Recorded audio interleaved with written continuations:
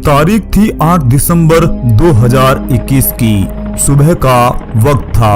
देश के पहले सीडीएस यानी chief of defence staff general Bipin Rawat अपनी पत्नी और सेना के अधिकारियों के साथ सुबह दिल्ली से एयरफोर्स के स्पेशल हेलीकॉप्टर Mi-17 में बैठे थे और ये समय था 8:47 का। इस पूरे दल में 14 लोग सवार थे। इन्हें अपने नियत समय पर तमिलनाडु के सुलूर एयरबेस पर उतरना था। दोपहर के 11:34 पर तमिलनाडु के सुलूर एयरबेस पर इस हेलीकॉप्टर ने सही सलामत लैंडिंग की थी। यह जगह तमिलनाडु में थी और फिर इसी सुलूर एयरबेस से सीडीएस सहित पूरे दल को तमिलनाडु के ही वेलिंगटन जाना था। असल में तमिलनाडु के सुलूर और वेलिंगटन के बीच की दूरी 87 किलोमीटर थी। असल में बिपिन रावत और पूरे दल को ऊटी के पास ही मौजूद Wellington defence services staff college में एक लेक्चर देने के लिए जाना था। उसके बाद ये हेलीकॉप्टर 11:48 पर सुलूर एयरबेस से वेलिंगटन के लिए रवाना हुआ था।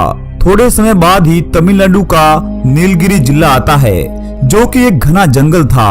सीडीएस रावत सहित पूरा दल अपने नियत स्थान वेलिंगटन से करीब 10 किलोमीटर की दूरी पर थे और ये जगह थी कन्नूर।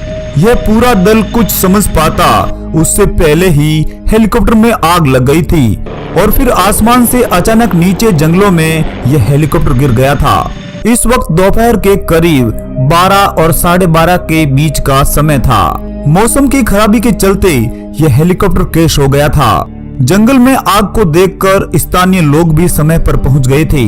जहां पर यह हादसा हुआ था वहां पास में ही रहने वाले कुमार नाम के एक युवक ने हेलीकॉप्टर को दुर्घटनाग्रस्त होते हुए देखा था। द न्यूज मिनट्स की रिपोर्ट के मुताबिक हेलीकॉप्टर नानजप्पन चथिराम इलाके के कटेरी पार्क में दुर्घटनाग्रस्त हुआ था। जमीन पर मौजूद एक प्रत्यक्षदर्शी ने एक तेज आवाज सुनी और फिर उसके बाद एक हेलीकॉप्टर को आसमान से ही जलती हुई लपटों में देखा था और फिर उसके बाद देखा कि 3 से 4 लोग हेलीकॉप्टर से जलते हुए गिर रहे थे। तब तक भारी संख्या में भीड़ भी इकट्ठा हो गई थी और फिर उन ग्रामीणों ने कंबल और रजाई के जरिए जले हुए लोगों को इकट्ठा किया था। इस तरह इस दुखद हादसे के चलते हेलीकॉप्टर में सवार 14 लोगों में से 13 लोग जलकर शहीद हो गए थे। सीडीएस बिपिन रावत भारत के पहले रक्षा प्रमुख थे, जिनका जन्म 16 मार्च 1958 को पूरी गढ़वाल में हुआ था। असल में वे उत्तराखंड जिले के राजपूत थे। रावत का मतलब होता है एक मिलिट्री टाइटल जो उस समय विभिन्न राजपूत शासकों को दिए गए थे। इनके पिता का नाम था लक्ष्मण सिंह जी रावत।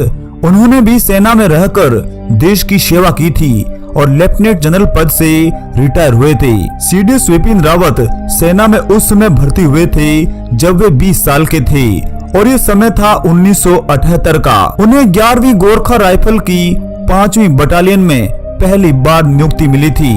नियुक्ति के लिए राज्य मिला था मिजोरम। उनके साथियों का कहना था कि वे एक सच्चे देशभक्त थे। उन्होंने हर वक्त खुद से पहले अपने देश को रखा था। हर एक्टिविटी में वे हमेशा अव्वल आते थे। इस तरह देश का एक सच्चा सपूत देश के लिए ही शहीद हो गया था। दोस्तों, यूनिक डिस्कवरी टीम शहीद सीडीएस बिपिन रावत और उनकी पत्नी सहित पूरे दल को सच्ची श्रद्धांजलि देता है। जय हिंद, वंदे मातरम।